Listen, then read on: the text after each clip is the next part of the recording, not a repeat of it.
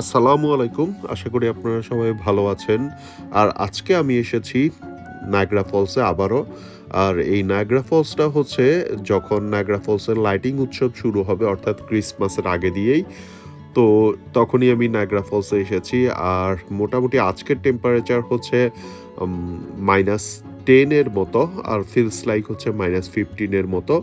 তো যেহেতু Niagara ফলসে lighting উৎসব চলছে, তো দেখতেই পাচ্ছেন চারপাশে বেশ লাইটিং দেওয়া আছে।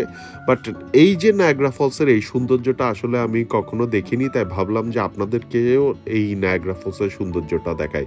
যেহেতু নায়াগ্রা ফলসে অনেক উপর থেকে পানি পড়ছে, আর পানিগুলো নিচে পড়ার আগেই হচ্ছে বাষ্প আকারে উড়ে যাচ্ছে। এই বাষ্পগুলোই হচ্ছে আপনার এই যে জমাট বেঁধে গেছে বরফের মতো। তার কারণ হচ্ছে যেহেতু টেম্পারেচার বেশ লো, আর টেম্পারেচার বেশ লো হওয়ার কারণে যেই বাষ্প হয়ে পানিগুলো পড়ছিল এগুলোই ক্রমাগত পড়তে, পড়তে বরফের বেশ ভালো একটা স্তর হয়ে গেছে, আপনারা দেখতেই পাচ্ছেন।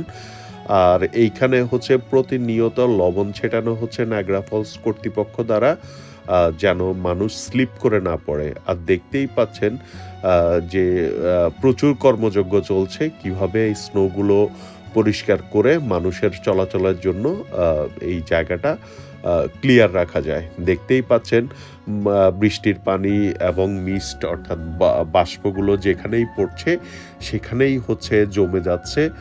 আর এই যে আমি যখন আপনাদের সাথে কথা বলছি তখনও কিন্তু এই বাষ্পগুলো পড়ছিল।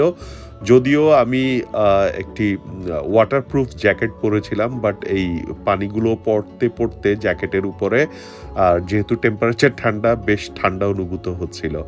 আর দেখতেই পাচ্ছেন আপনারা বরফের স্তর, বরফ জমতে, জমতে কেমন একটা ভারী স্তর হয়ে গেছে। আর কানাডার মতো আমেরিকার অংশেও ঠিক একই রকম এই বাষ্প পড়তে, পড়তে ওই অংশগুলো সাদা হয়ে গেছে। এই যে দেখতে পাচ্ছেন পুরোটাই হচ্ছে একটা অসাধারণ শৈল্পিক শিল্পকর্ম তৈরি হয়েছে। আমরা ঠিক গ্লেসিয়ার যেমন দেখি, ঠিক গ্লেসিয়ারের মতোই হচ্ছে এই বরফের পানিগুলো, অর্থাৎ এই পানির বাষ্পগুলো পড়তে, পড়তে এই রকম হয়ে গেছে। তো এই যে দেখতে পাচ্ছেন আমেরিকা অংশের নায়াগ্রা ফলসটা ঠিক একইভাবে সাদা হয়ে আছে। আর ওপাশ থেকেও হচ্ছে আমাদের এইখানে যেমন বরফের স্তর হয়ে আছে, ওপাশটাতেও বরফের স্তর হয়ে আছে।